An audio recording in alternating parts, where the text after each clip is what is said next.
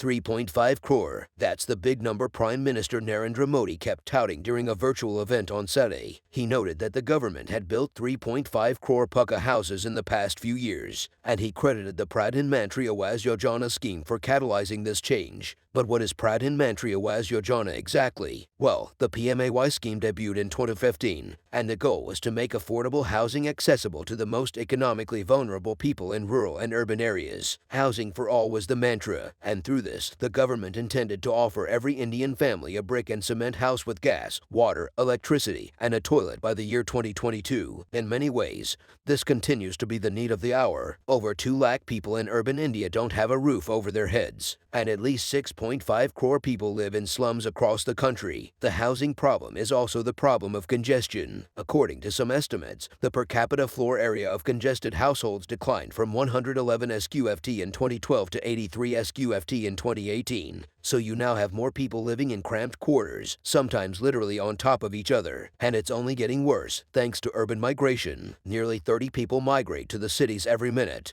They work construction jobs, they do gigs in textile factories, and they'll keep doing the odd jobs in the hopes of getting a more stable opportunity. Put together, this migration alone could propel India's urban population to 60 crores by 2030. But where will all these migrants stay? Well, it is a problem. Buying a house in India is an expensive affair, even if you're the upper middle class. But for somebody who's making minimum wage, this becomes nearly impossible, which explains why they mostly live on the streets or in makeshift slums. Sure, some people do get to stay in roofed houses on rent, but when their income dips or when local authorities raise makeshift homes, they're often back on the streets, homeless again. So, Pradhan Mantri Awas Yojana was a godsend in many ways. The only problem: we haven't housed everyone just yet. Take urban centers, for instance. As of February 2022, out of the 1.14 crore houses that were sanctioned under the scheme, only 50% are now completed. You could attribute some of this to the pandemic. You see, the PMAY scheme doesn't actually build your house for you. Instead, it subsidizes some of the costs associated with building a home, and municipalities need to submit a certificate to draw funds from the government's kitty before they can dole it out. They need to show how they've been utilizing the funds. But what if the beneficiary is in a bit of a rut, their income takes a beating, and they're no longer in a position to put up their share? What happens then? Well, in such cases, the house remains unfinished. As one report indicates, in Maharashtra, for example, constructing a new unit costs around 450,650,000 Indian rupees. Central assistance up to 150,000 Indian rupees is available, but the remaining cost has to be borne by the beneficiary. With beneficiary income dropping,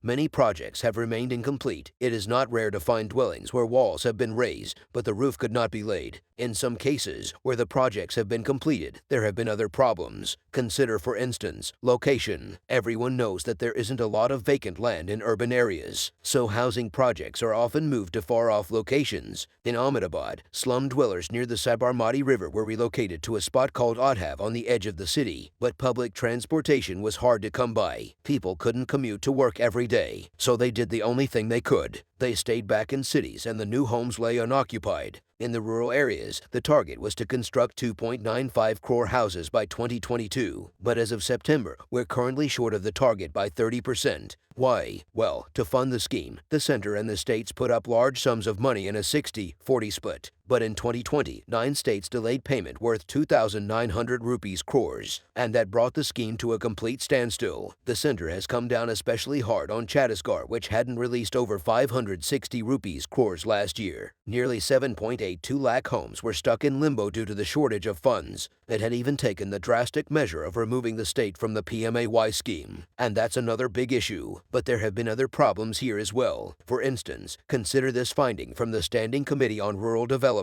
While the scheme is sponsored by the central government, it's the Gram Panchayat that has all the power in the world to authenticate who's eligible under the scheme. But the officials' biased and politically motivated approach prevents deserving people from claiming this benefit. They're excluded based on caste and economic influence, and they often have to work doubly hard to claim the benefit. That's a damn shame. So yeah, we need more financial assistance, better accessibility, and even more coordination between the center and the states to make this project work. With the new deadline to achieve housing for all by 2024, let's hope some of these issues are ironed out.